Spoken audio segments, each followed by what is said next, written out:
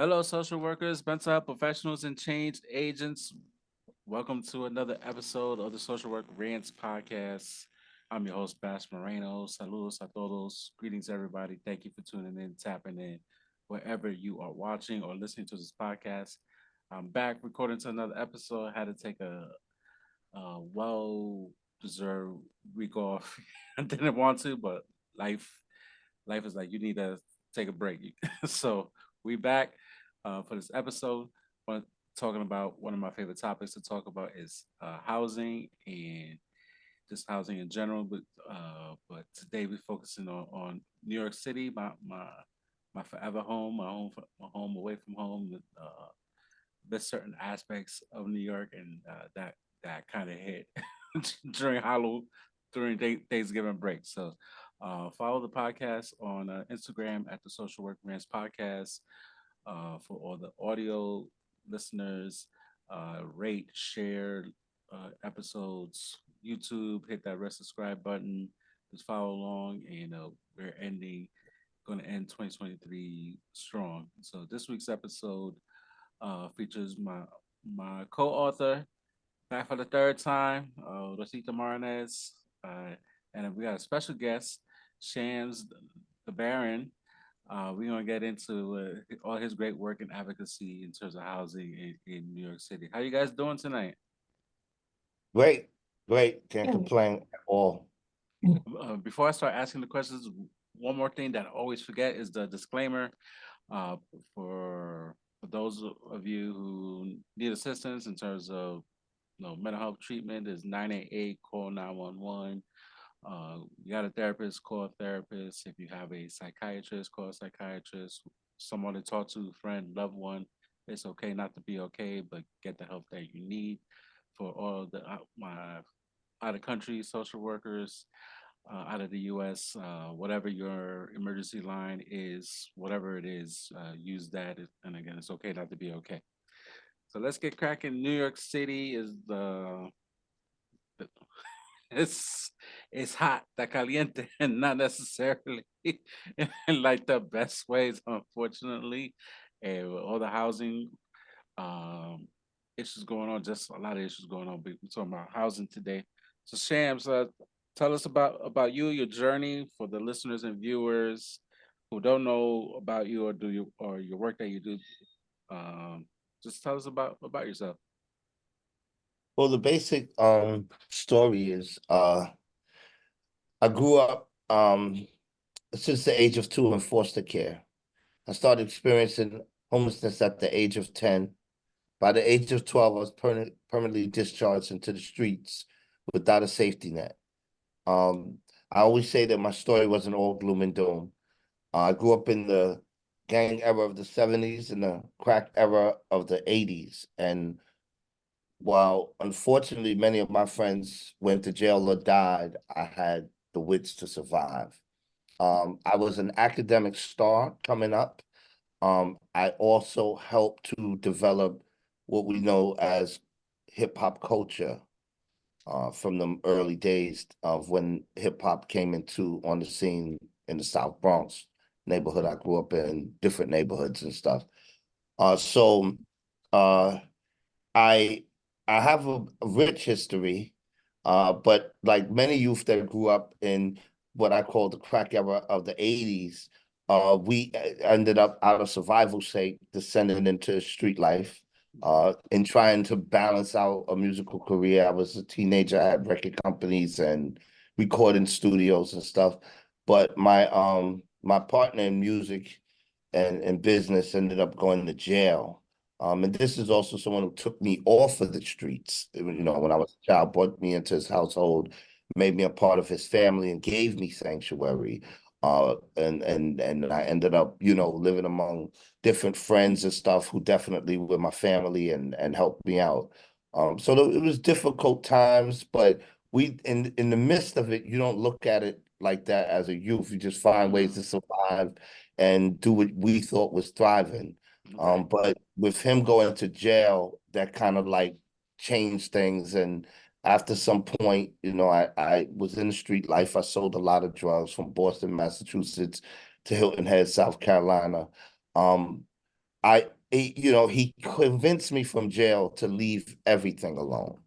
And I shut out the street life. I started having children and decided that, I didn't want to be, well, his biggest thing was, you don't want to be where I'm at. And I agreed with that. Mm-hmm. So I left that alone and I turned my life around in terms of going legit and ended up going back into the streets and began to sort of clean up the communities that I once was helping to destroy by getting other people who were in that lifestyle out of the lifestyle and giving people different options. So I've done that a long time ago. And through the years, I began, of course, I had a child, I started having more children. I ended up being a single parent to one of my children, my son. Mm-hmm. So, I did different things in the music business and stuff, produced a number of artists and made some money. But life wasn't the same. It wasn't the street money anymore. It Right. was like, okay, I gotta pay a bill, I gotta, Mm-hmm. pay rent and stuff. And so we were doing okay, but I ended up having to enter the shelter as a single parent. And most people think it was for financial reasons or something. It was not that. It was simply because the city once again failed me by making a mistake when I was petitioning to get child support as per their requirements. Mm-hmm. And when I did that, instead of making me the petitioner, they made me the respondent. For over 12 years, I think it's about 12 years, I had to fight them to try and get them to fix their mistake. And so I all that time they were taking child support for my son who I was taking care of. And it was like I had to take care of him twice. And I also had to continue to try and take care of my other children. So it did get difficult here and there. And finally, I came up with this brilliant idea that, at times I had to leave the state. Other states had to threaten New York City to remove him from a case that he was on, his mother's case, who didn't raise him. And I uh, I ended up coming back to finally resolve the issue. And when I came back, I had the brilliant idea, I thought it was brilliant, of going into the shelter, forcing them to pay for us to be there. And then I could put the petition in and say, look, I told you he's with me. You're paying for him. Can you stop the child support Mm-hmm. and get me and give me back my money? And so that didn't work out as planned. I ended up stuck in the shelter, didn't realize what the shelter system was like. And it took me over 2 years to at least get in the court to get them to stop the support. To this day, I never got the money back. But Okay. so we struggled in somewhat in that respect because we had to go through the family shelter system. And we took advantage of vouchers at the time. I think we were in the family shelter system for about 4 to 5 years. No, I'm sorry, about 4 years, and two times after or within 6 years, we had vouchers. So we went out for a month, I mean, sorry, for a year with the work advantage programs. And once that ran out, we was right back in the shelter. Did it again. And finally, the third time, because those vouchers, they didn't have any more money on the vouchers, they decided that my son was now 18, that we have to enter the men's shelter. And I Mm-hmm. was refusing to do that, to walk my son through a shelter like that, Mm-hmm. or let him spend a night in the street. So we struggled from there on in terms of me being able to keep him inside rooms and Right. friends giving them some space for a few weeks, until we were able to get a room or get the money to get a room. But Right. consequently, I end up being homeless myself, and Mm-hmm. it started to experience single adult homelessness, and going into shelters. I've experienced homelessness on and off, Right. but now as a single adult, it was a different thing in terms of entering a single adult shelter Right. and going from there to the streets and stuff like that. So that's the before the homeless hero stuff. But like I said, I have a rich history, all leading up to the stuff that I do now. Right. And we'll talk a little bit about about that as we get going. Rosita, since this is your third time here, we had a passionate conversation the last time you were here, and we got a lot of good feedback from the listeners and viewers, especially on IG. But tell us what's been going on with you since you last been on the podcast. So, first, I want to say thank you, Shans, for sharing your story and being able to be comfortable in this platform to talk about your story, because these are hard things that people that you went through, that also your children went through, and how that impacted everything else. So, I want to really appreciate you coming and being able to talk about your lived experience, and then also the work that you've been doing the past couple years. Baz, thank you again for having me here. Since the last podcast that we had with Nelson, who's as also Shams know as well, is I've been now the past 7 months at ICL. I moved on to ICL, which Shams is very familiar with, and ICL stands for Institute for Community Living.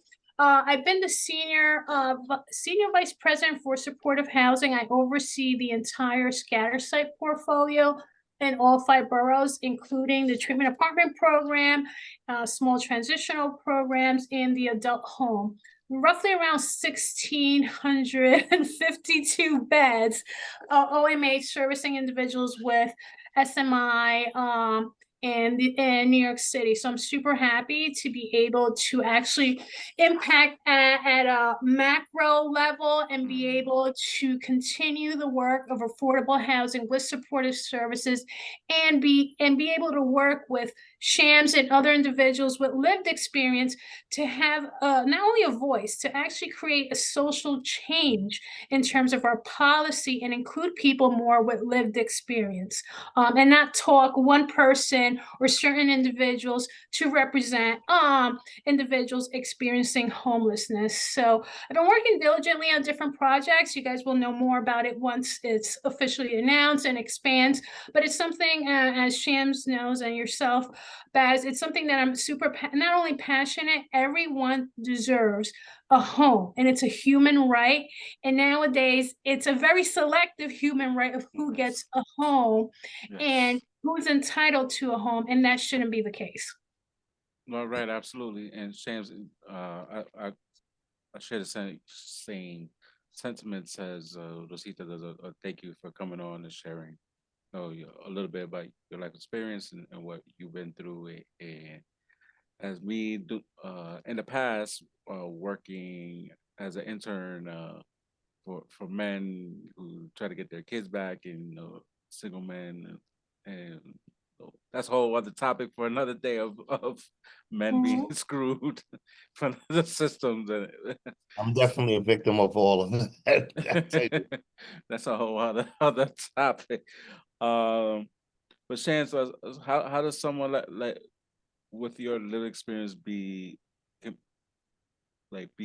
voice for a change? Because a lot is happening, as you know, in New York. We got a brand new mayor in New York City, Eric Adams, and after years of Mayor De Blasio, and we don't have to get all the into the controversies and all that other stuff, the rumors that have been happening for De Blasio, but what's currently happening based on from what you're seeing right now.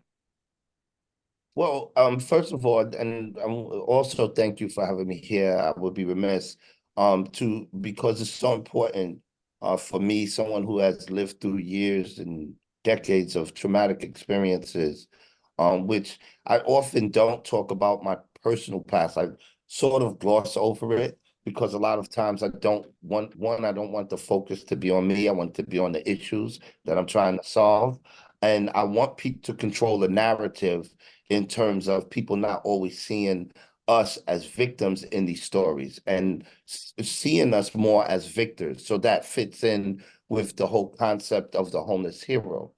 But I do appreciate when I come into spaces like this that are looking into, the deeper things that affects many of us. And there's always, the reliving of trauma in these discussions. And there's always there's a certain amount of courage that you have to have in order to do this. and then mentally prepare from it or decompress from it after doing it. And I do it all the time. But some of the things that I don't talk about because they're that traumatic is actually my experience as a single father and as a father because my kids went through the system. That's what sort of shook a lot of things up. And I battled the system due to their negligence and of two of my daughters going through the foster care system and me being a product of the foster care system. I know the horror story. I lived the horror stories. So having to sort of relive that through my daughters was traumatic. And while we were fighting for that, the other side of my son and I getting sort of railroaded, so to speak, was just even more trauma. It was trauma on top of trauma. And so, so I very rarely go into those details because that's how traumatic those experiences were. Um, but when you talk about being able to use that lived experience and become a voice of change, I think there came a moment, at the Lucerne Hotel where it wasn't necessarily about me, but I had entered the shelter system by force, so to speak. I had been encountered by de Blasio's subway police who threatened to give me a ticket if I didn't stay in the shelter that they took me to. And me not wanting to have police contact and stuff like that, or, a ticket that would most certainly turn into a warrant, I stayed in the shelter 2019 around this time, actually. And I just said, let me take a negative and turn it into a positive. So there, I'm usually not a sociable person. I'm in and out. I don't talk to anybody. I'm cordial. I'm nice. I don't start trouble. I never been into any issues at a shelter ever. Um, but I realized that this shelter provider had a clinic attached to it. And that clinic had medical facilities and mental health practitioners and something for substance abuse. So in my experience of being street homeless prior, I had my drinking had got exacerbated to the point where at one point I was passing out. I was ending up in the ER. And so it was like I was sort of leaning back there. I had went and got treatment before, but now I was leaning back there. I came to New York. I was in Atlanta for a year, paying my rent. I got rid of the apartment. I was negotiating a TV series deal. And when I came to New York, the parties that I was working with changed the deal. And so I turned the deal, what they were offering down. It was a lot of money, but I turned it down because the deal wasn't the same. And I walked out of there and told my son, I said, oh, this means I'm homeless. Just covered the apartment. But I know how to survive. So I figured I'd survive and activate another situation and stuff like that. But unfortunately, as those months, it's not that long, but I went into a deep depression. I entered that shelter wanting to commit suicide. I was at probably my most serious moment of contemplating suicide than ever before. And I knew something was seriously wrong. At times, I tried to get help from the system, and I went through their agencies, and I'm saying, "Hey, something's not right." And I didn't get any help. They're like, "You look clean. You could go work." And I'm like, "What? I just told you I'm ready to commit suicide." So it was like I just couldn't get the help, and I didn't necessarily know what help looked like. I didn't even understand what was going on, except that I've never come this close to wanting to actually end it all, and this is where I was at. So seeing that they had the mental health provider in their site, and they also had a recovery center, an outpatient unit, I said, hey, let me just see what that's about, because I didn't even know what that was about. And it was the best thing for me. So I went from committing suicide to COVID coming at the same time. Oh wow. And catching COVID, almost dying, uh, uh, um, almost dying 3 days later in a quarantine hotel. I mean, it came inches from death. And this is when they didn't know, they didn't have tests or anything like that. So it's like we're getting the massive of bodies and stuff like that. So it's at the beginning. But it was horrible. And I know that there were three things that I thought about in those moments that I felt it would be my last moments. And well, two things I thought about that dominated my thoughts. Uh, One was my children, Mhm. and the other was, for some reason, it was just, I feel like I didn't do enough on this earth. This can't be it. I Mhm. didn't do enough on this earth. And so I was like, God, I can't go check out right now, you know. Mhm. So I remembered my yoga class a week ago, my first yoga class, and the breathing exercises. You know, at first I started, I called on all the gods. I didn't want to make a mistake. Maybe I got it wrong all these years. So I was naming every god in the book, and I was like, "Yo, please, you gotta help me." And I said, "Wait, the Bible says faith without works is dead." It's funny how I had humor in those last moments. I thought, Right. and I started breathing. And so I started doing the breathing exercises. My oxygen came back, my levels started increasing, and I was okay. And I looked in that mirror when after I was not okay, but I was okay. And I said to myself when the nurses and everybody left, I said, I'm never going to waste another moment being angry, bitter, or feeling like I'm powerless, feeling like I can't do that. I'm going to go back and change everything that got me to the point where I almost died simply because I was homeless and couldn't protect myself, couldn't determine my living condition. Right. And so from there, I'd say that that's the moment that I rose like a phoenix, and I went back into that shelter like, I want to meet with the director. We got to do this. We got to do that. And I That's developed powerful. yeah, and I developed the homeless hero, the name to protect myself from retaliation, which is a common thing when you start to critique the shelter system. They'll send you out the Far Rockaway, Mm. under the previous administration.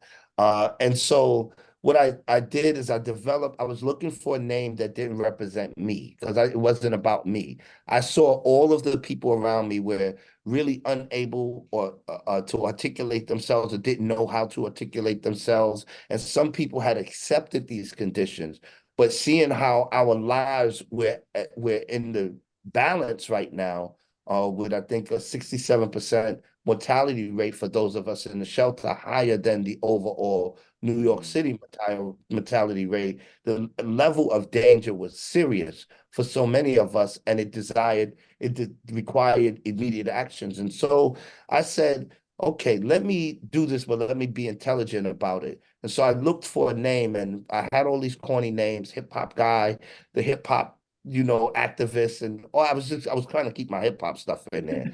And Mhm. and it all was corny, right? And so one of the occupational therapists said, well, why don't you call yourself the hero? Because you're always helping somebody, right? And it's for the guy that wasn't sociable, I was way sociable now. And with therapy, though, that was the the missing ingredient. And with the being in groups with other people who hearing their stories, I got to mention this, their stories is what really gave me the strength and the inspiration. I drew strength from them because I said, wow, these people literally show up every single day to deal with their issues, and they do it so like it's just too tremendous amount of courage, to be in Mhm. those spaces. And so it opened me up and made me feel comfortable. And for the first time, I lived in that moment as opposed to the past or the future when I turn through this memory deal and everything's gonna be great. I was now finding joy in playing charades. Something that was unimaginable for me, finding joy in doing occupational therapy or doing a cooking group and stuff like that. But I developed the name when she said the hero. I was like, nah, that's just way out there. I don't have a cape and all this. But when I went home, I I thought about a book that is like one of my Bibles, called the Hero with a Thousand Faces from someone named Joseph Campbell. And Joseph Campbell, a lot of us, I'm a screenwriter and a writer. So a lot of us use what is known as the hero's journey that sort of is derived from that book. So people like George Lucas used it as the basis of formulating the Star Wars stories, Right. et cetera, et cetera. So when I thought about it, I said, wait a minute, the hero's journey. And I said, I wanted something that every homeless person could sort of like identify with. Mhm. And so I said, the hero's journey. I said, those of us who experience in homelessness, we are on a journey. We're in our ordinary world. We did something happens, a catalytic event that thrusts us into a world of adventure. And in that world of adventure, we meet all of these different people. We face all of these dragons, all of these trials and tribulations, and we got to face the dragon and slay the dragon, and we come to this climax and we're transformed, and that might mean we got the key to our apartment, we putting it in the door, and we like, yes. And then now that we're here, it doesn't end. Now we have to go and we have to place the booms upon people, and we go back into our ordinary world, and we start to show other people the way, so to Mhm. speak. So I use that and make it parallel to my Plato's allegory of the cave, where I use those things in the streets. I use that as a teaching tool to help get people out of the street, equating the cave with the hood and stuff like that, and saying that there's more to life than just what we're doing right here. And so I was able to say, the homeless hero.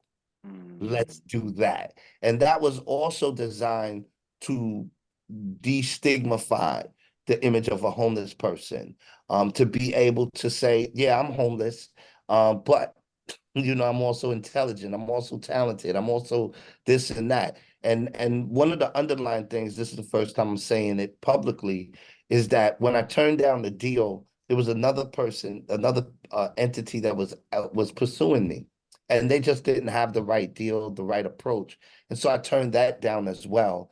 And one of a friend of mine was a party to that. And so I had confided in him about my situation. I was homeless. Right. That's why I was on the streets. And he said to me, he said, well, that's why you're gonna always be on that effing bench and be homeless. He said that to me. And I was like, wow, like, wow. So underlying a lot of things is really to show that where you relegated me to that and looked at me like I was a victim, like I was, the loser in the story, I'm going to change that narrative. I'm going to type out this new script that's going to say I'm the homeless hero. And so when I went in, I'm literally in real time writing a script that is showing you that you can start from wherever you at. You don't need no money, you don't need no organization, and you can fight the power and win. And so I demonstrated that, not in that shelter, went on to the Lucerne, did that, affected the 2021 political arena significantly. And then with this new mayor came in, and because he was willing to be an ally and open to forming an alliance with me, being able to sit down and work with him and guide him in the administration and give a seat at the table for other impacted people. This is just me writing the script. Gotcha. No, that's beautiful. That's so powerful, and take a couple seconds just to marinate that and get over people's heads, because that was a whole word and a whole lot, and Yeah, to the can I point just that yeah, go go ahead, ahead? Rosita. No, go ahead. Yeah, I'm digesting all of this, Shams, and again, thank you so much for sharing this, because one, just Baz, just like Shams mentioned, this is reliving trauma, Mhm. his trauma and experience going through the shelter system, being in an institution since age 2, being discharged without resources, without a safe place to go, then having children, and unfortunately going through the system. And Baz, you and I were speaking about this before Shams came on board, is that us people of color, people of Black and brown communities are sometimes, and this is true fact, and you just mentioned this, Sham, are scared to say something and have a voice and say, hey, this is how I feel in terms of being living in oppression and poverty because of retaliation or being more years in the shelter system if things are not going well. And I always say I got to be mindful how I say things, but you just really confirmed it, your experience, and also thousands of people in New York City and across the United States experiencing the same thing, that if they say something about what's going on or not going on, that they're going to experience some sort of retaliation or never getting a home. So it's a whole cycle that's unfortunately trauma from one person to the next generation. And where does this stop, and how society, our own society, plays a role in terms of a misconception and stigma of homelessness. Anybody can be homeless. I could lose my job, yes, use all my savings, God forbid something happen, no family. What am I going to do? I'm going to sell my house and downsize and hopefully not go into a shelter. So the reality is that the stigma that people have about someone on the street that is most likely a drug user, a severe mental illness, and that it can't happen to you, it can happen to anybody, and especially nowadays. And you can add to this, Shan, because I was reading on this, almost 60,000 children and families are in the shelters. It's people who work that cannot pay the outrageous amount of rent in New York City. Yes. It's the families. 1 in 3 children experience poverty, particularly in the South Bronx that you mentioned, Shams, growing up there in East Harlem. And so it's up to 100,000 people right now in New York City who are homeless, including men, 20,000 and 5,000. I was reading this the other day, and I was mind-boggled that it went from 40 to 60 to 80 to now in 2023, 100,000. Not including those that are not accounted for, not including migrants. That's a whole nother conversation, right? And so because they can't afford the rent.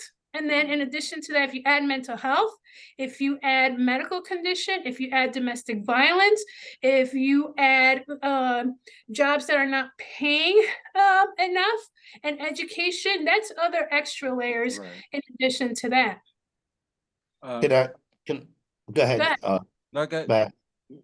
Well, you know, yeah, go ahead, Shaz. I'm sorry. You know, Rosita be triggering that stuff. Like, okay, now we're talking now. But so, you know, when growing up, going through this stuff, that's one thing, and then now, you know, working in these spaces and actually be engaged with trying to, you know, present solutions. I have to look at the deeper problems, the root causes, and stuff like that. So it's not just about my lived experience, it's just really looking at what is society doing that we're in these places that we see those numbers. And what I realize is that there's something missing from the conversations, and that is the racial dynamic of this, of the wealth inequality aspect of it in a real way. And those things go hand in hand in New York City in particular. And so and then now work in the development space, trying to access and develop housing, I'm starting to see, wait a minute, that's the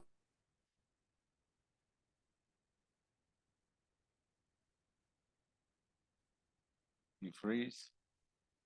in an environment for years upon years where they didn't really want us to be acclimated into society. They had ghettos for us. They divested from our communities and all of that until someone said, wait, why are we doing that? Let's just build shelters. So one of the things we're going to get to it is the Callahan Decree, which was great 42 years ago. But people are shocked when I say, well, I think that it needs to be modified. And several reasons for that. We can get to that when you're ready to ask the question.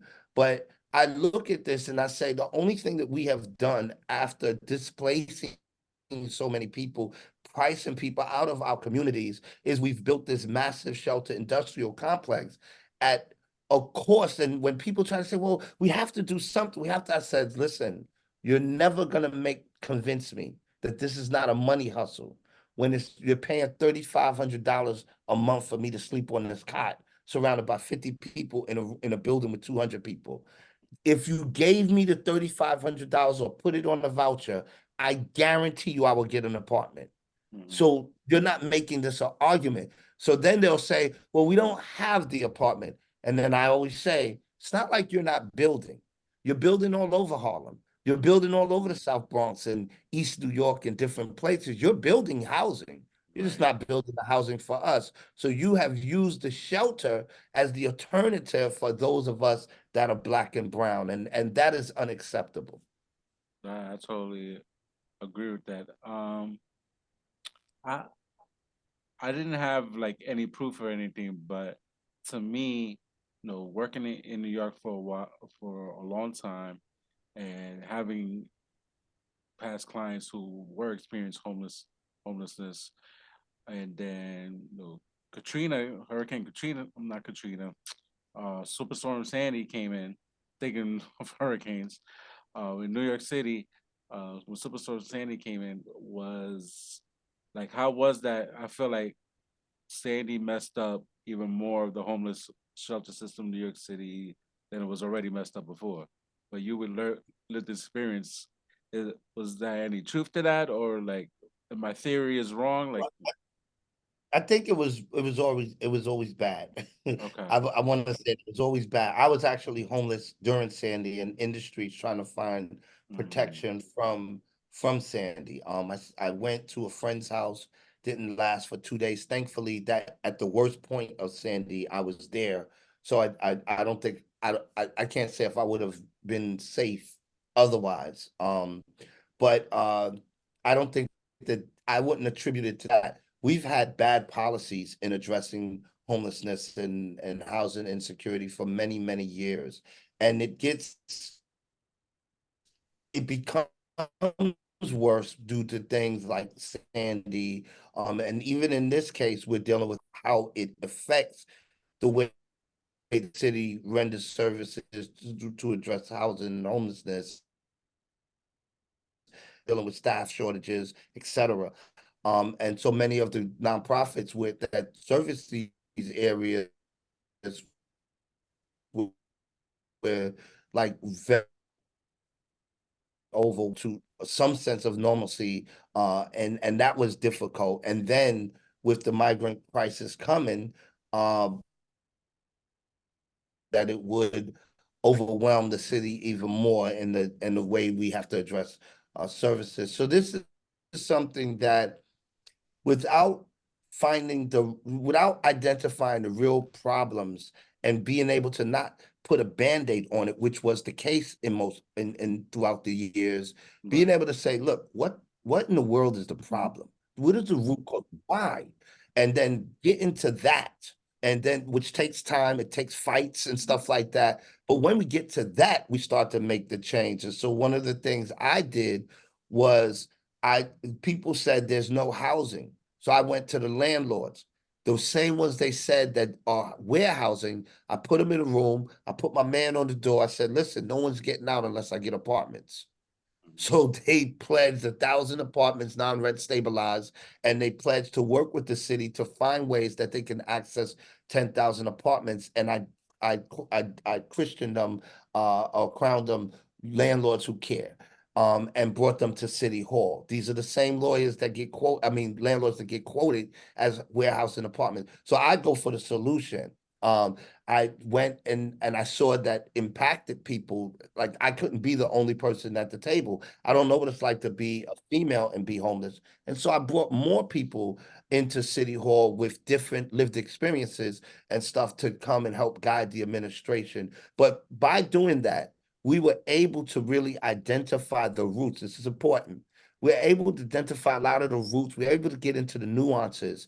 And what ended up happening is if you look at the data, right? Because you were saying about how it's gotten worse. But in the fiscal year 2023, we had more people exit shelter in the quickest amount of time than ever in the history of New York City.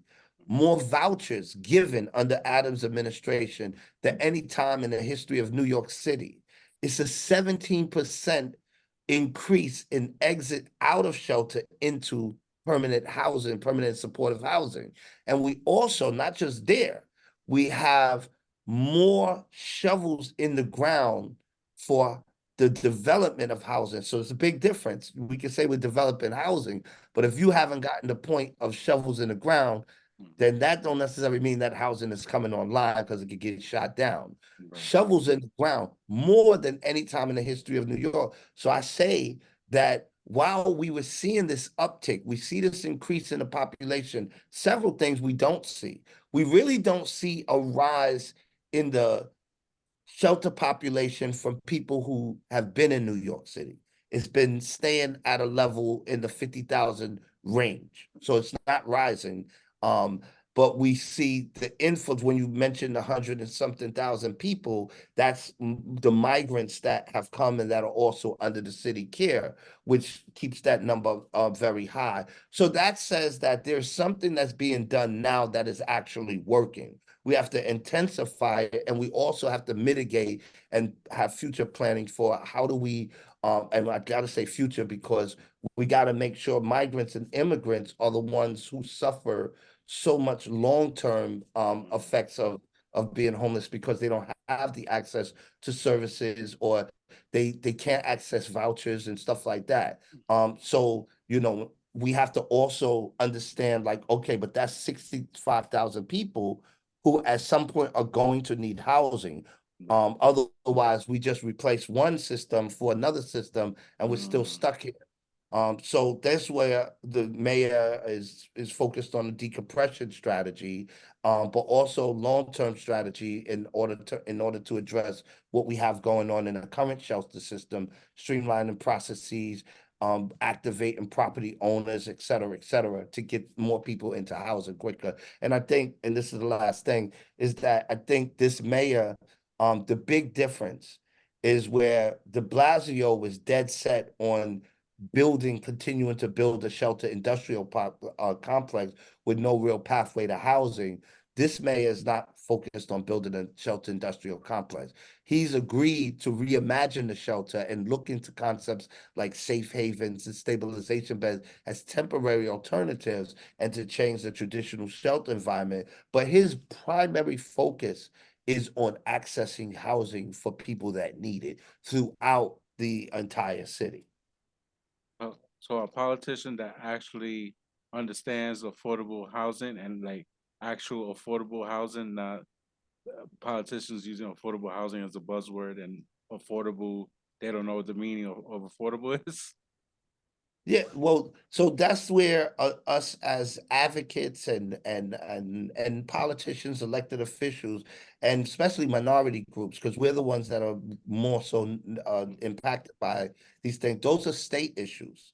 When the state is regulating the AMI levels, when they're creating programs that are enriching um, property owners without really addressing, the low income and middle income property groups. And so I think the synergy between the mayor and the governor is serving us well in those respects, but we have to get a broad consensus on the why it makes sense, whether you're rich or poor, for Shams not to be on a park bench, for him to actually be in a house. And let's produce the house for him. Shams is a better person and for himself, for society when he's in a home. And it actually, you don't have to worry about Shams yelling at you one day on the train because he's just upset. He's having a bad day. He's on his way to work now, So we have to convince people to understand that. But the other thing that we do have to be realistic about is the overwhelming cost that it takes to build housing.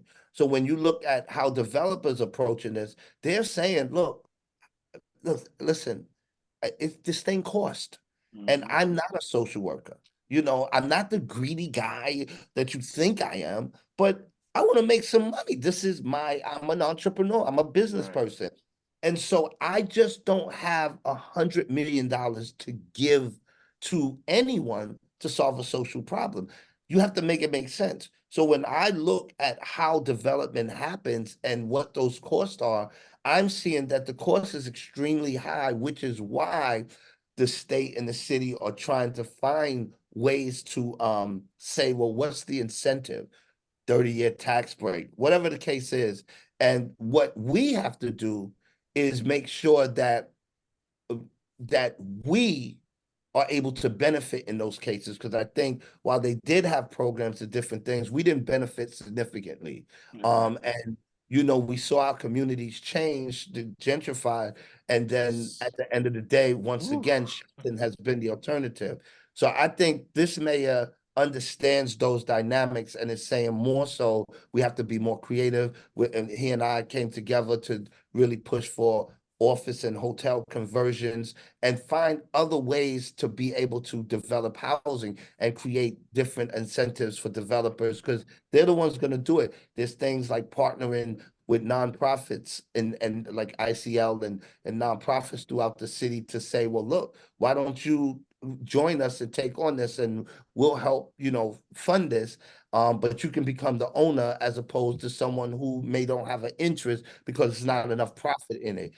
So there's creative things, but I think what works towards our detriment is so much of the political infighting that takes place, the lack of cooperation that takes place. And then we haven't really, we say it and stuff, but I don't think that we have really, we have accepted that we are in major crises, from mental health, from, homelessness, from housing, lack of what you were saying, real, true, deep, affordable housing that Mhm. people can really afford. Um, Strengthening vouchers is a good thing, but we also want to create opportunities where people don't have to, rely on a voucher for the rest of their life. And if you're gonna create a universal voucher that's income based, which I'm all for that, then let's put the money there. Let's throw the money up front, Mhm. and so that we don't have these problems going on down the line, and we can start to reduce the numbers. But I think there's things that on the federal state level that has to be done, and because the advocacy, in my humble opinion, uh at environment is so competitive for funding and Mhm. for recognition, is none of us really coming together, coming up with the real sensible solutions and being able to fight in the way that we need to fight to get the thing centered the way we need to get it centered. And I was able to do a lot as the homeless hero, especially using the backdrop of the Lucerne and COVID era, and we also had George Floyd. So I had this audience and stuff, and I did a lot between then and during the election cycle. But you saw a lot of that dissipate when people realized that I had my own mind and that I don't necessarily agree with some of the Mhm. people who've never lived in a shelter, never lived on the street, don't know what it's like to be housing insecure, but feels like shams, this should be the agenda. I'm like, no, it's not the agenda. Like, that's not what we need to do. And so you saw them disappear. I want to ask. Well, yeah, go ahead. Sam, can I add to that? Because that's a lot to unload. And I want to just like unload a couple of things. One is that this has been issue mounted or mayor, like tenure. This has been going on for years. And you said a couple of things is that in terms of support. So our communities need more resources and support, more resources in terms of healthcare, more resources in terms of mental health, more resource of a real affordable housing, and everything that we really don't have as accessible of the mainstream. So it's part of the social determinants of health, which is what we need: housing, we need medical care, we need mental health care, we need education, we need employment. And if we're growing up and raising our kids in communities that are impoverished, the cycle continues. And so what is affordable housing, right? You can apply for affordable housing. You have all this list of criteria from an HRA 2010E, which population do you actually fall under criteria? There's pop A, B, C, F, G, and I could name other slew, to like the income requirement. What is above above 200 level of poverty range and all the documentation that's needed just to get housing. And now we have the low barrier to eliminate all these barriers that's been going on for years. Okay, someone's not in mental health treatment. The person has a right and choice not to be in mental health treatment. People shouldn't be forced to receive mental health treatment if they're not there yet. Or what is it that the person is required to be so-called ready? What is the definition of being ready for housing? I remember when I moved out at 18, I didn't know anything about having my own place. And I had to learn how to manage my bills, the schedule from college and things like that. And I'm a person that I lived with my family and didn't endure certain things that yourself or many people endure. And it still was challenging for me. I also want to add that yes, we need more volition. Prior to starting the podcast, is that this is a business. And I want to be super mindful that this is a business in terms of low tax income credit, in terms of other things, and who's running that business. But at the same token, we do need their business in order to get housing because we're not being afforded as Black and brown individuals of doing our own development as well. So it's like a double-edged sword at the end of the day. And then the 100,000 that you just mentioned, Shami, you can add to this. Yes, we understand what's been going on with the migrant crisis, but that's all over the United States. I just want to add, I went to Chicago in October, and I was mind blown about the migrant crisis there. We only focused on New York City, but go to other states like Chicago is going through it. Dallas, I went to Dallas, and the increase of homelessness in 6 months bad since we last went there. It's even more visible now more than ever. So this is a national crisis, and we can't only focus on, oh, it's New York City. Oh, what is it that Adams is doing? Oh, like, why are they coming here? What are you doing about it? What's your opinion? When this is a national crisis. And it's a national crisis because it impacts all of us. It impacts all of us in many different ways. And we're just zoning into this is a problem and not having a real solution. The real solution, like you mentioned, Sham, has to come from a federal level down to a state, down to the city, down to towns. I live in New Jersey. I'm from New Jersey. And before, I'd never seen people on the streets. And this is true. This is real facts. The past 3 years, right after COVID at the Verge, I've been seeing people building little tents where you never seen that in certain, and I'm going to name it, like Newark, like Patterson, like Elizabeth, never saw a tent. Go on Highway 21, hit Newark, and you see tents. So what is it that we're not really addressing the issue in terms of the root cause that's going to continue to escalate? There's really no clear answer because we've been battling this for years and it just continues to escalate. And just to end on that note, we do need more people with lived experience because like you said, Shams, your experience is different from others' experience. And we need to really be able to give people the voice and a space on the table and not say, oh, well, Shams, you have the answer for everybody who's lived through the shelter system. That's not the case. Or, Rosita, as a social worker, or Baz, you might know more than everybody else as a social worker. No, I don't. To a certain degree, I can give my input and expertise. But again, it goes back to how do we contribute to the social issue that just continues to mount on? And to end on that note, Baz and Sham, our future generations are going to be paying the price of this crisis because we're living through inflation and a recession that's going to impact not only our kids, our grandkids, and their kids. Yeah. And then we're leaving them more issues that they can't even handle. And a strong potential of 45 being 47. So that and shortening the lifespan of many of our community members. Yeah, definitely, significantly. I will say that in terms of impacted people with lived experience, we have to not putting this out there, especially in the mental health realm. I get a lot of calls from advocates and people who are out there also, putting, reliving their traumas, but also trying to Mm, help change things. So many have been doing this way longer than me, and many of them are coming to me undergoing severely mental health issues because the spaces that they are going into, the people and entities that are giving them platforms, they're starting to feel that they're being used. mm, There's no one that's really showing direct concern for their personal issues. These are not becoming safe spaces. So I have some organizations that on the surface does great work, but the only time that they engage the people with lived experiences show up at a city council meeting, show up at a protest or a rally.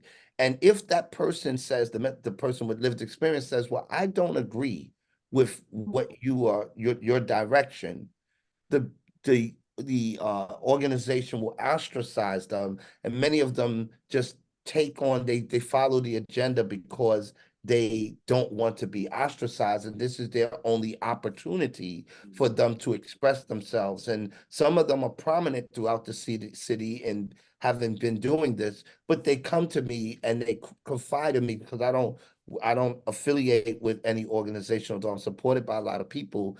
But in terms of people respect me, but so my thing is different because they're not understanding how I'm able to scale in the way I am without that support, without that connection. But I saw it in the beginning as an unsafe environment. I saw it as an environment that didn't really empower people with lived experience in a way that was sustainable. And so I had to figure out a way to create sort of my own lane and be able to make sure that I be safe in this environment. So we want to bring people with lived experience, but we also have to take into consideration that they all need to be supported in a way that is empowering, that in a way that adheres to their own care for self and stuff. And I think that conversation has not been had, it's not being had, but needs to be had. So quickly going to Mayor Adams real quick because he knows how to he sees the camera and he's quick for the picture, but you actually said, but you I'm with actually it. I'm with it. I'm with but you it.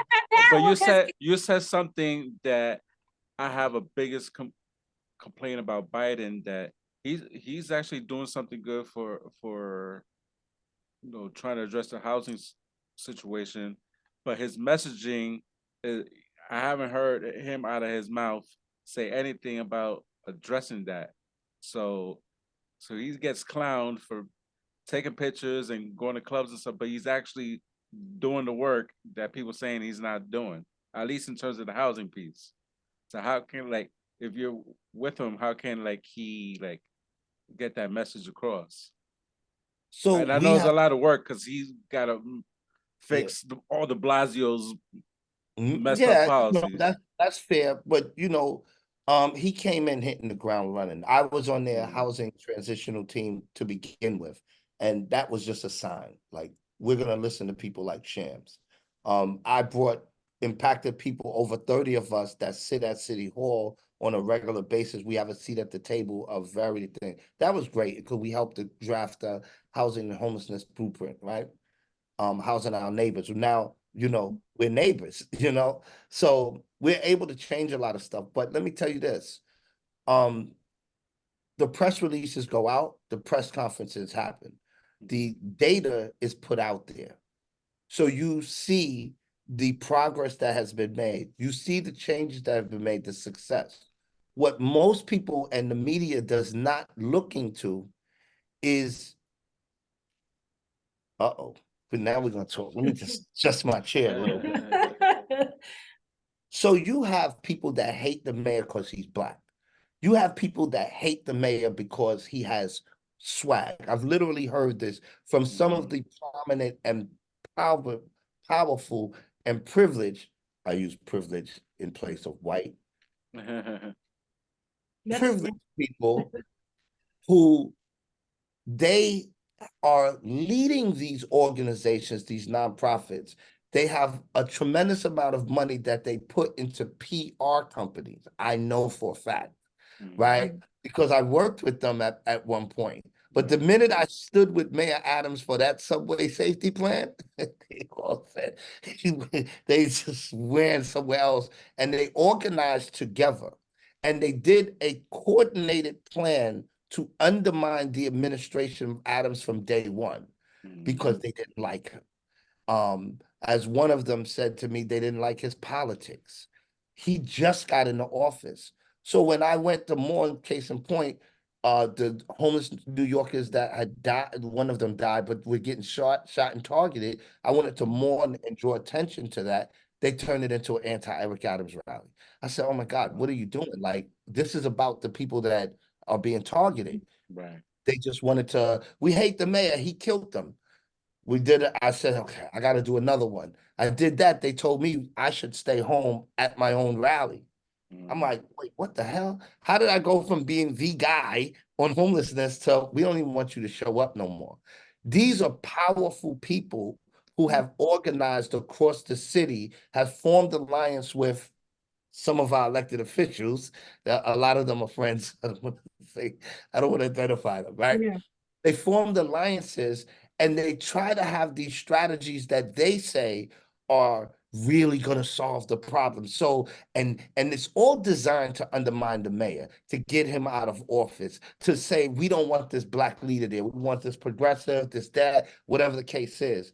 And unfortunately, as I say, this type of maneuvering, the people on the bottom suffers the most. Of We course. don't get it because we're distracted into thinking he's not doing anything. So Mm-hmm. Shams has to always step out in the media, which I don't like doing because I don't want to be combative, but I have to step out and say, wait a minute, that's wrong. The city facts package is not about people in the city, in the shelters. It's not going to get people, it's not going to reduce the homeless population. What it's actually going to do is be the setup to get the vouchers into the hands of the newly arrived migrants. That's the motivation, right? And that's not necessarily a bad thing, but I can tell you this, property owners will take the voucher from a migrant before they take it from someone who's been in the city because they think we're all mentally ill and on substances if we come out to shelter. Okay. So, Mm-hmm. and I say, so that is a political maneuvering to undermine the mayor. The other thing, and you just see some of these things are lies. You know, the mayor was against the 90-day rule. That's a total lie. But they'll publicly say it, the media run with it, and everyone believes it. Right now, we're dealing with the right to shelter, Callahan. So, and I'm behind a lot. Oh, I shouldn't say this. I don't care. I'm behind this. I deal with the mayor all the time. I challenged Callahan. That was the basis of my litigation against the city at the Lucerne to look at how Callahan limits us, has built the shelter industrial complex, which I'm dead set on dismantling. And so it's What like, what what is that for people who don't know? so Callahan was the decree that was established 42 years ago, where for the basic information is it gives us a right to shelter. It was allowed, it was presented so that 125 people that identified as homeless in the streets could get off the streets and the city would have to provide them the housing. Great tool. It got modified through the years to include families with children and to give protection to people with disabilities. I don't see the protection rolled down for people with mental health disability and substance abuse disability and other disabilities other than physical disabilities. That was why I challenged Callahan at the Lucerne to expose that, right? Um, now today, what the mayor is actually trying to do is say that we need flexibility. If you're telling us to put everybody into a shelter, which most of these Mm-hmm. shelters that are congregate are inhumane environments that people really shouldn't be put into to Right. begin with. So now you're saying these brothers and sisters that's coming over here from other countries should be put into these things. First of all, there's a limitation in space. You Mm-hmm. have to have flexibility. So the mayor declaring a state of emergency allowed him to be able to bypass that and be able to commandeer hotels and give them a better space. But with no one anticipated that the state, I'm sorry, the federal government wouldn't assist us where we Mhm. could do more things. No Mm-hmm. one anticipated that. But we were dead set on following our right to our sanctuary city thing. Right. We were dead set on honoring the right to shelter, and we wanted to help the people who look like us. We want to help them out. Right. So the idea, but it came to, well, the only thing we could do because so many people is put them in a tent and put them in this place and that place. So we had to get to the point where we say, wait a minute, we got to have other alternatives because this is not going to work. A gymnasium's not suitable. That building is a violation of fire code, and this is an unsafe environment. Right now, we're just putting them anywhere. I get calls from across the city of people with broken down buildings that are like, you can put them here. Just tell the city to cut me a check. And I'm like, no, we're not putting anybody in there. But it became like this gold rush. And so, these are lives that are having to go through this. So the mayor is saying, this is what this is all about. I need the flexibility to do something other than try to adhere to a rule that says I have to put them in a building, I have to give them a locker, I have to make sure the beds are 6 feet apart, I have to feed them 3 times. All of that costs money. The Yes, of providers, course. they have to have staff for that. And it's going to we've been saying it for a year, it's going to overwhelm the city. And now you see we have to do budget cuts. So this doesn't come out in the media because they're focused on the sensationalism.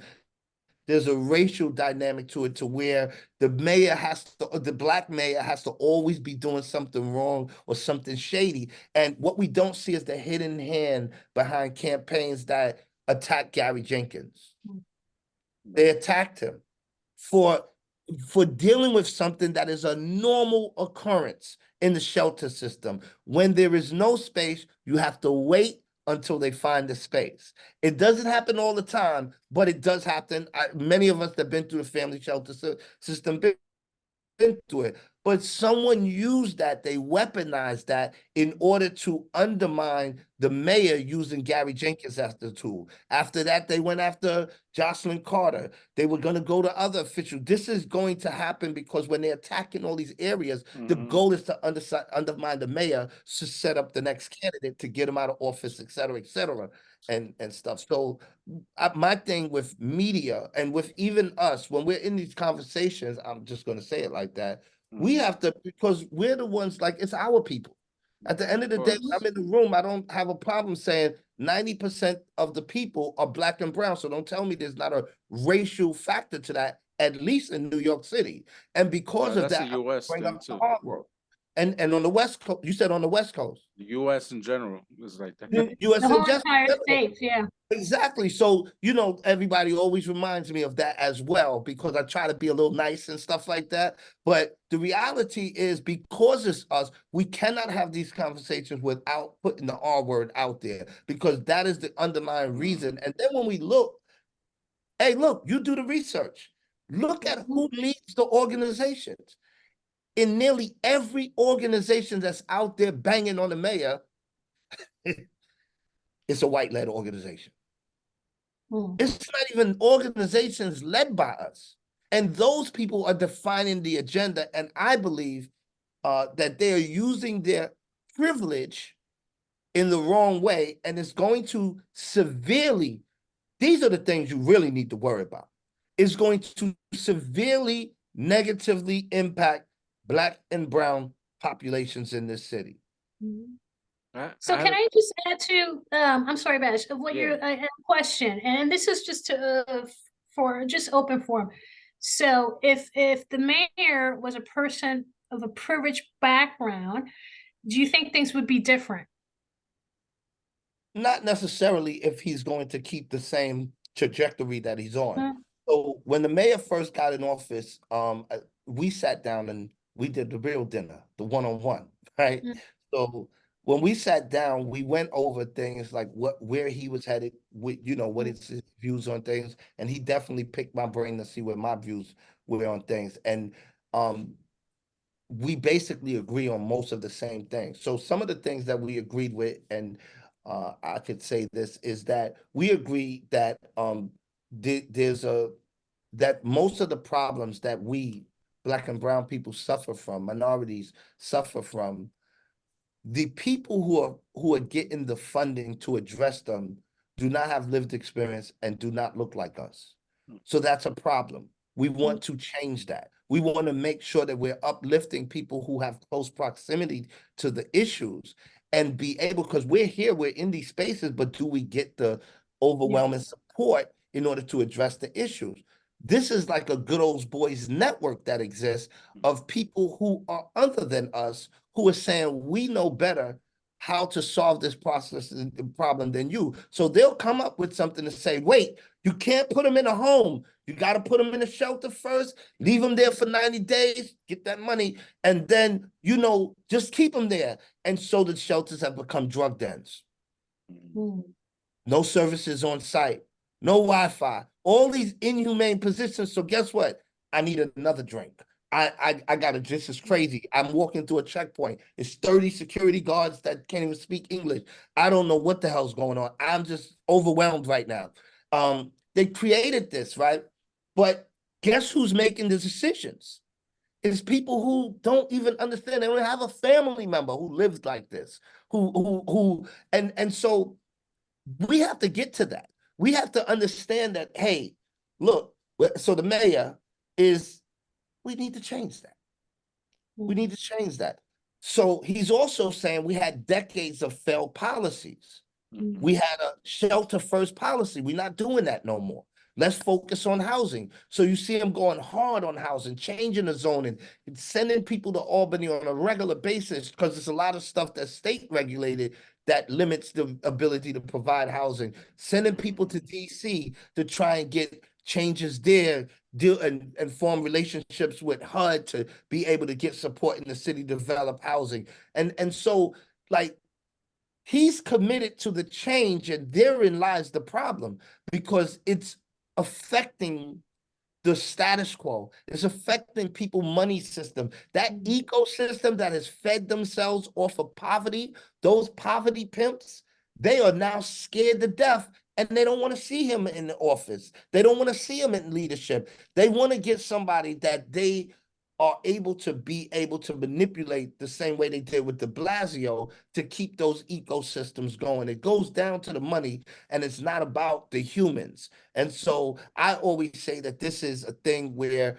when we're in these systems, we become numbers like we did during slavery. I equate a lot of this to the slave experience where we're like cattle and we were worth money. Like that ox is worth money, so is that N-word is worth enough money. You know what I mean? And this is Makes what we sense. have going on in the shelter system. And most people are too afraid to talk about it. And I try to do it in an intelligent and respectful way. And sometimes it is going to be strong and it is going to be hurtful and difficult to digest because even regular New Yorkers are dealing with trauma in their own ways, and some of them don't know how to digest. If you're on the other side, do I embrace all this guilt because you got problems because of what somebody else did and stuff? So it's difficult conversations, but it's necessary conversations. We're really trying to get the root out of it. If I talk to the nonprofit people, I don't say I don't like you, I don't nothing like that. I say to them, we have to change your leadership. How many impacted people you have on your board? How many minorities do you have on your board?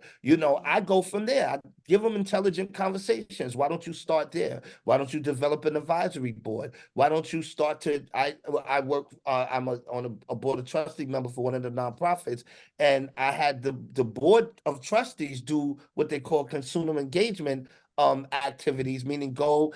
This is not a patriarchy type of thing. This is we're gonna go and hang out with some of our constituents, some of our consumers and stuff like that. And That's so smart. these type of interaction does a different thing. I did it at the Lucerne when I had the faith leaders come and break bread with us on our soulful walking talks, and you would see that some of the biggest rabbis and faith leaders in tears, not because of our story, but because they're revealing their story in this safe environment.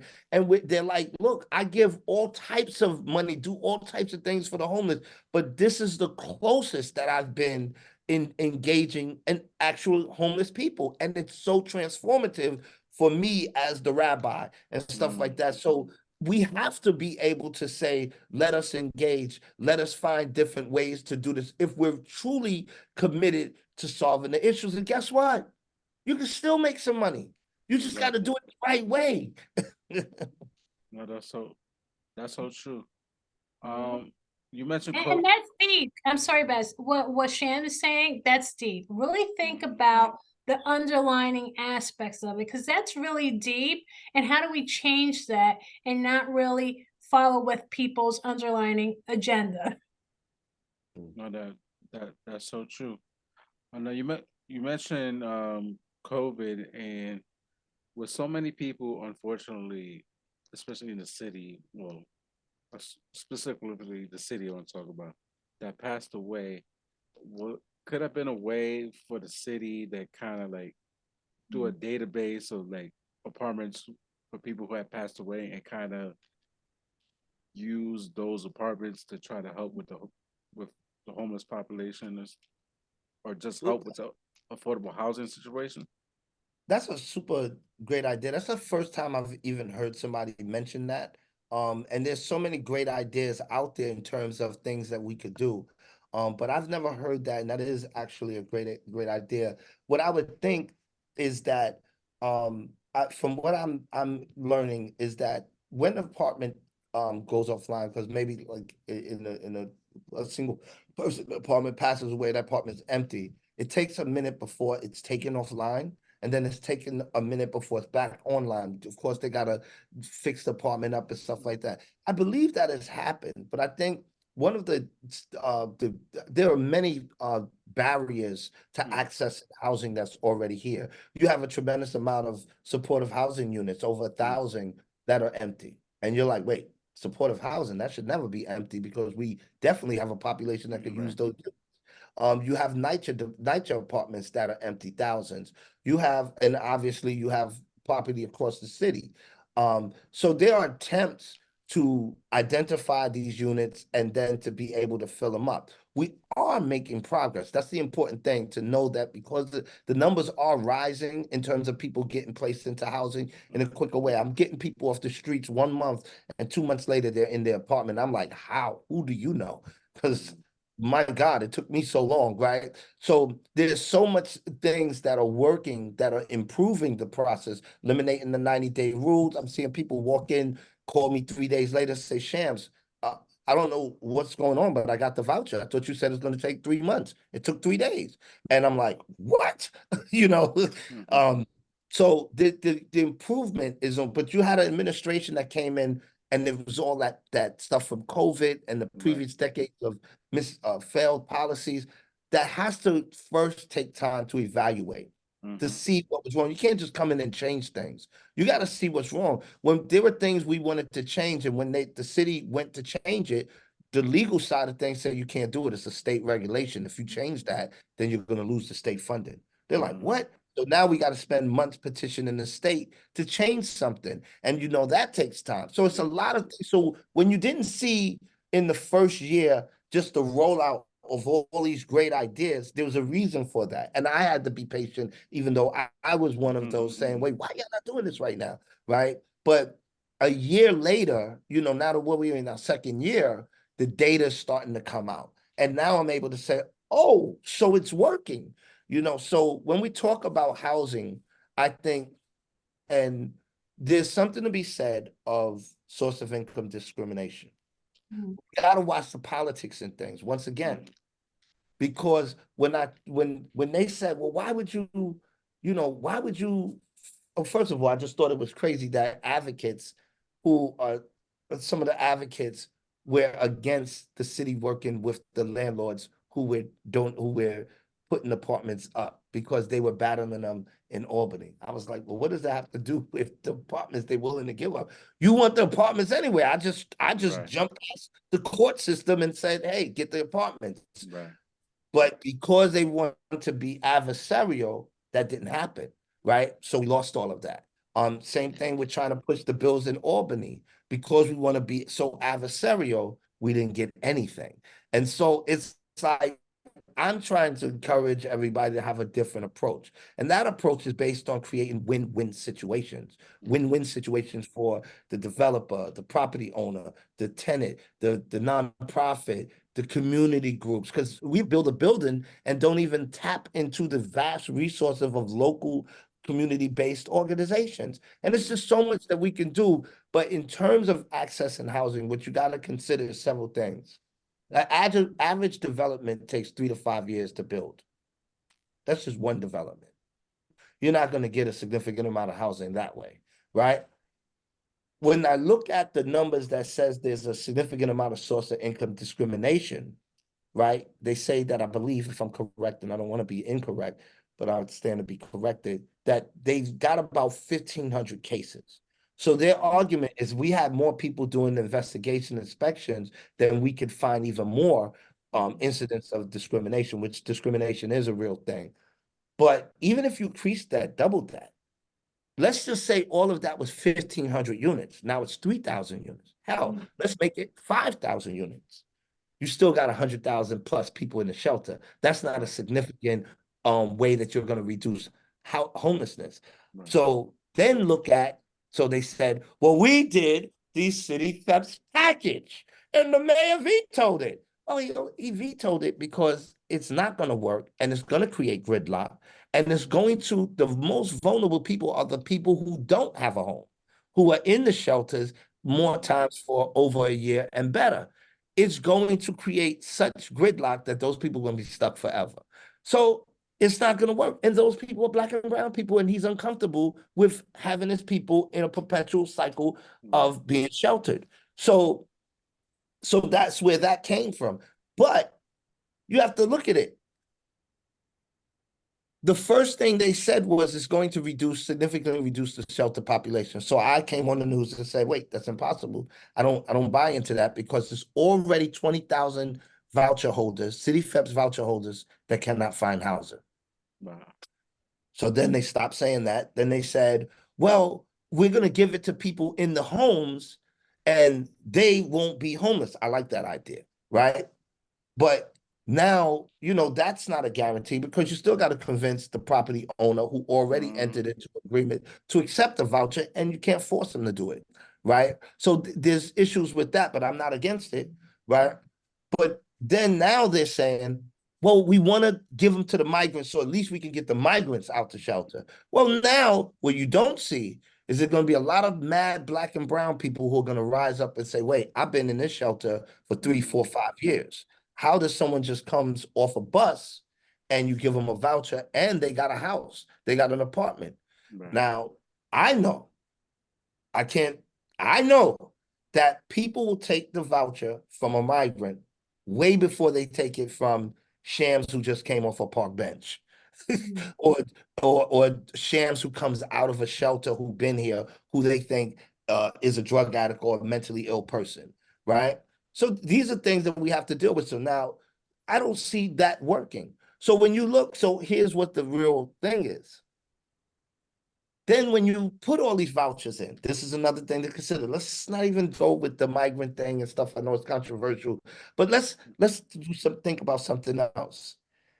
So you have all these vouchers in the marketplace. It is going to create gridlock because we got gridlock already. We're making progress, but putting 40, 50,000, 100,000 more vouchers on the marketplace, you could imagine, right? Because we got to process that stuff. It usually takes about 4 to 6 months for a person who's been approved of an apartment to actually enter the apartment, leaving that property owner without any income from those months, making the voucher totally unattractive, right? So we have to fix all that, right? But the other thing you have to consider is the voucher amounts and the voucher ranges for the amount of units, for the type of units. So how many vouchers for 3 family households or three bedrooms are there for a family that needs that?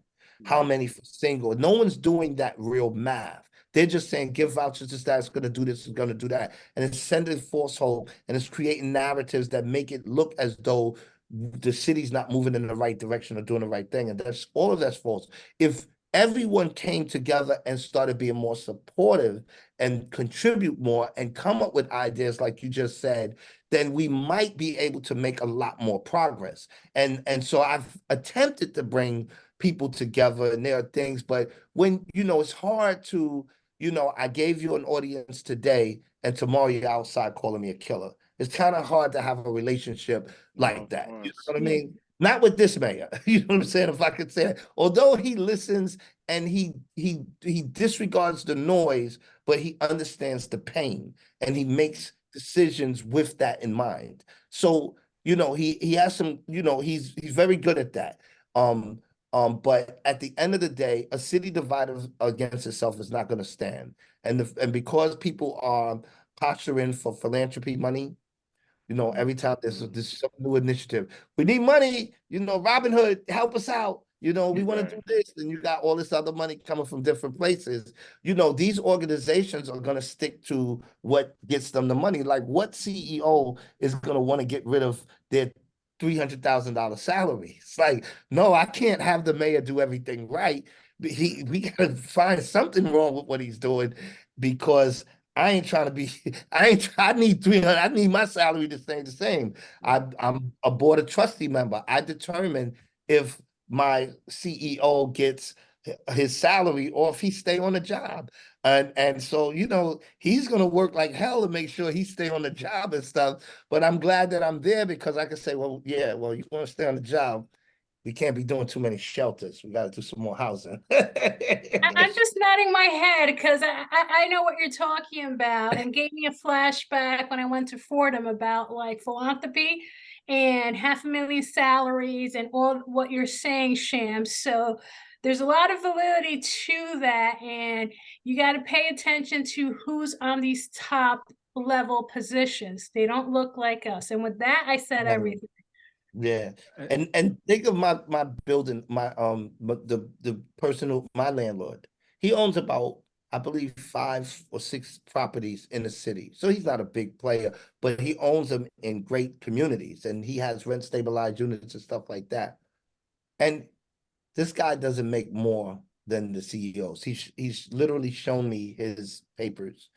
And while we look at all of this, oh, $1 million, and these are big numbers for us. But when we look at what's being paid, the utilities, all of these other things, mm, the insurance and taxes, his takeaway is in the hundreds of thousands. It's not a lot of money. And some CEOs of the nonprofits are making way more than he does. So we think the landlord is the enemy. mm, He's not even making no money. And the nonprofit guy is making more money than that landlord.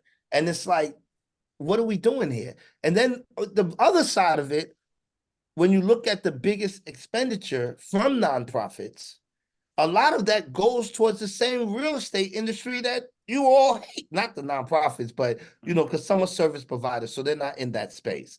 But but it's like you can't have housing without a real estate industry. That's Mhm. facts. Mhm. And I don't know if, because some people talk social housing. I know there's different viewpoints on what social housing is. So I don't want to be, off base with that. But, my personal perspective based on my lack of awareness is social housing to me is nature. Mm. And who wants to go down that road that we're trying to fix now, So do you really want the city to build the housing, to administer, to pay the rents and all of these different things? You want them to handle that and take it out of the hands of the real estate industry. I'm not sure I'm ready for the city to do that. I know I'm not ready for the city to do Mhm. that.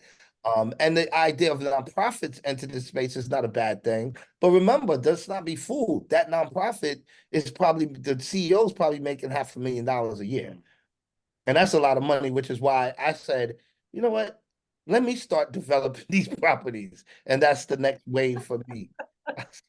Listen, I need a job. So I'm gonna No, create a job. no, you gotta create a job. That's a fact.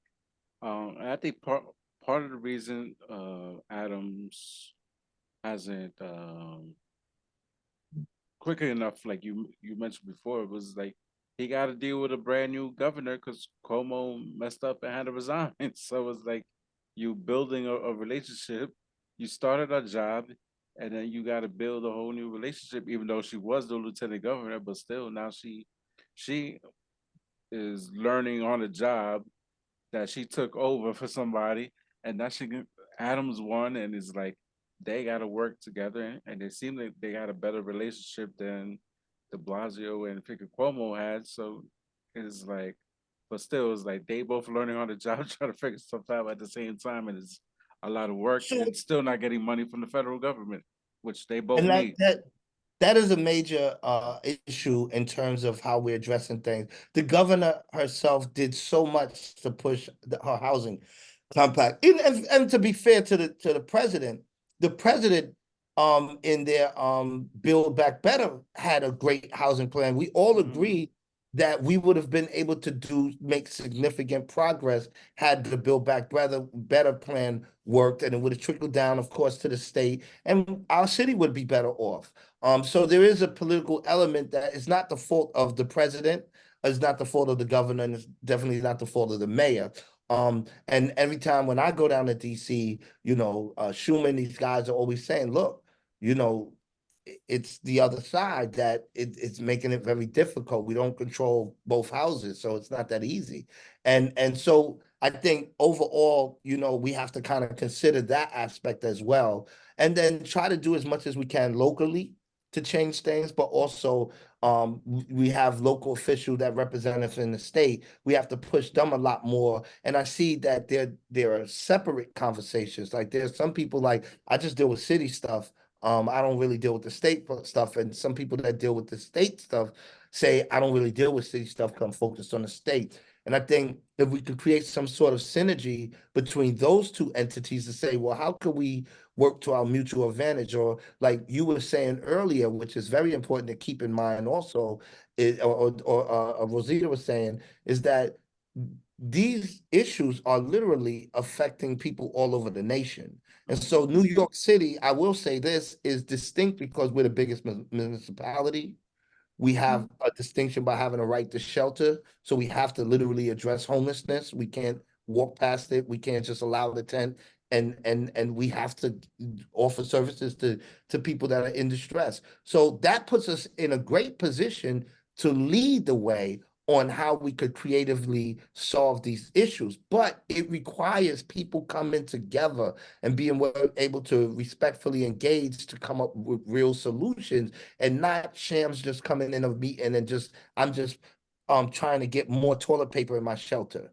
Like shams, we know it's important, but this meeting we're actually trying to solve homelessness, and it's a little different right now.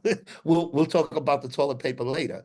And so sometimes I think a lot of people come in these spaces and they're agenda pushing. Everybody has a conference, everybody has a gala and Mm-hmm. stuff. And I would like to see more unity between those parties. And what scares me, so to speak, and it's very hard to scare me, is when I see division in the upper echelons of elected officials. So if you got the city council over here and the mayor over here, I think that's very bad for the city. And unfortunately, we have great city council members. There was a time when the city council did not look like us at all. And so we have the mayor, we have the speaker, we have the deputy speaker, we have great people. All of those people are great people. And Jamani Williams and Brad Lander, these are great. Like I don't think we've ever had a leadership of this magnitude of great people ever. And you look at Adams' administration, when you look at his deputy mayors, his commissioners, and these are all do the background check. Forget where they at now. Do the background check. These are great people for the most part. So it's like, can you imagine if we were all on the same page? Like, we're not going to agree on everything. But if we were on the same page saying, look, we're going to support this city for our people, the people that are in distress, the people that are trying to come back from COVID, the people that are thriving. Like, let us all try to create a city that really address its issues and make this a vibrant city again without leaving out populations and stuff. And you see this mayor is extremely focused on distressed populations. He's not leaving that to the side. I'll be with him Wednesday, making an announcement that is just, once again, people might lose it because they're not paying attention. They're looking for the drama. But Mm-hmm. if you study, the data is going to come. And once the data, that's why I sit back and I laugh. I said, listen, the data don't lie, so you can say this and say that. Oh, he's not doing anything. Well, 70% increase. Nobody's done that. More money than ever, and so the data don't lie. So all I say to myself is I walk to the beat of a different drummer. I took the road less traveled, right? Everybody's over there. Shams is over here, right? But my stuff is working. My stuff is working. I must know something. And I must be centering things in the way that they should be centered. And I think the fact that I operate independently serves me well. And I do have great relationships with people like Rosita and so many people across the city that they know that I'm not really a combative person. I'm not trying to be adversarial to anyone, but I am trying to find real solutions. And I don't have a problem because I don't know. Sometimes I talk and I'll be like, they're never inviting me again. but but I do feel that when we have these opportunities, a lot of times if they don't say it, I'll say it. Because I don't work for nobody. No one pays me. So as I always say, as long as they don't mess with my EBT, they good. They mess with my EBT benefits, I'm shutting this damn city down. Uh, uh, But on that note, I got a couple minutes left. I'm looking at the time, and it's like it's about to sorry, the Zoom about to cut off sorry. before it gets. Nah, we good. Where can people find you guys? Rosita, you start first. So I want to end on that note. Thank you, Shan, for saying Yeah. that, because that was a conversation that Baz and Az was having. Like, yes, like having people like yourself and others to speak in terms of what's going on, to have the support. Support is very necessary, and really be able to tackle and address the real issue. We can agree to disagree on things, but the agenda is, how do we resolve this problem of our crisis in terms of homelessness if we're really deep rooted and vested. Number two, before ending, is homelessness is a stigma. It's a true stigma. We pass by many people, and I've seen this all the time, when people on the street, unfortunately, asking for money or not feeling well, they literally walk over them and look at them in a way like they're inhumane. And so we're not treating our neighbor as they're human. Everybody deserves a home. And I say this over and over because we're all human beings, and kindness takes us a long way, other than the judgment and the stigma that comes with the connotation of, like, someone has a severe mental illness or someone has a substance use. That's a brother or a sister that may be going through things that we don't even have an idea. And how can we support them in terms of what they're going through? Because the struggle is real. Whether it's homelessness, mental health, inflation, our country is going through real stuff, and we need to talk about this, and we need to support each other and be able to change the narrative. Because if we don't, this is going to impact future generations, and we're only thinking about the here and now and not really thinking where this may lead and impact our grandchildren's and our grandchildren's and so forth. And we may not be here to say that, but what we do today and what our past generations did is what we're dealing today, and so forth. So I do want to say, never to lose the humanity, because we oversee that, and we sometimes forget that that person struggling could help you tomorrow when you're struggling too. So I want to make that very clear in terms of that. So where can you find me? You can find me on LinkedIn, Rosita Marinez. You can find me on Instagram, Rosita.Marinez, and really is having more of these conversations for more individuals with lived experience, for more providers, for more social workers, to be able to come to the table with real solutions at the end of the day, because this is a systematic issue that's impacting us throughout all 50 states and beyond. So real quickly, and thank you for that, Rosita. I'll say that I have left social media. It's become unsafe. When you're taking a different stance, why am I getting a death threat? All I do is give people housing and help people. Like I'm the homeless guy. Like, why are you sending me death threats? And your beef is with the mayor. Like, why am I getting the death threat? Right. So we really have a bad situation out here in some of these spaces. And so it was like, you know what, leave that alone. I will give you myself if you're not going to respect it. You can have that. So behind the scenes, I'm always working and doing things. And what I want to say is that what I do is I scale each year. I challenge myself. At one time it was about the Lucerne and stuff like that. I was looking for where I'm going to scale in 21. It went towards the elections, the elected process. After that, how do I work with an administration to change things? So in 22, that's what we did. In 23, I've started to develop, like, be the person that's going to get the people to housing, because my evolution is to become the housing hero.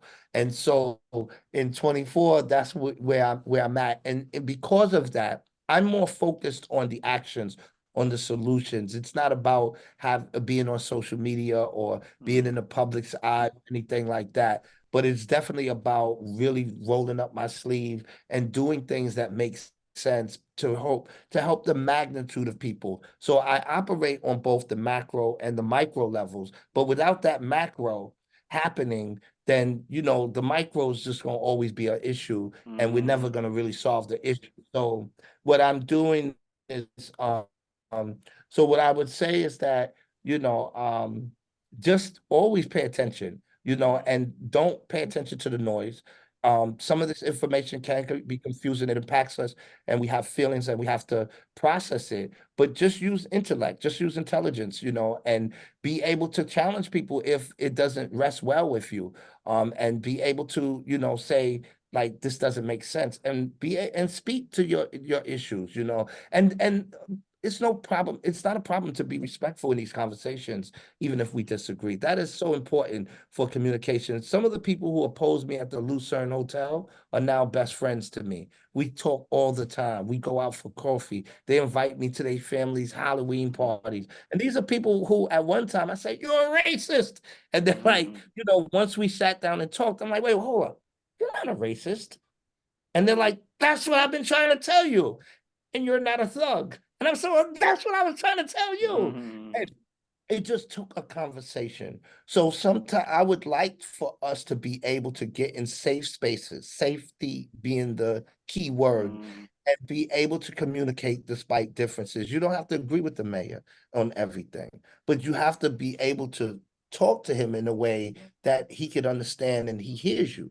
And vice versa, and we just need to create these safe spaces, and we need to lead that. I don't wait for people to tell me what to do. I go and I make it happen. I develop it. I say, "Oh, this is what we got to do," or I just do it and then say, "Hey, this is what I'm doing." And then Right. I get the support. But I start from where I'm at. I don't let anybody tell me no. I'm glad to be alive. I could have died from COVID. I could have died from alcoholism. I could have died in the streets, sleeping on a park bench. And I'm not. And the last thing, to what you said, Rosita, I am the example of what could happen when a person who's on that park bench, the people that many walk by, but getting a little help, being able to address the mental health issue, being able to address the alcoholism, being able to get a support system from fellow people, from my peers, that was transformative. And now I'm able to help tens of thousands of people just through my example and the work that I do. And it's not impacting people just here in New York City, it's impacting people across the world. And there's nothing special about me. Anybody you see can have the same potential.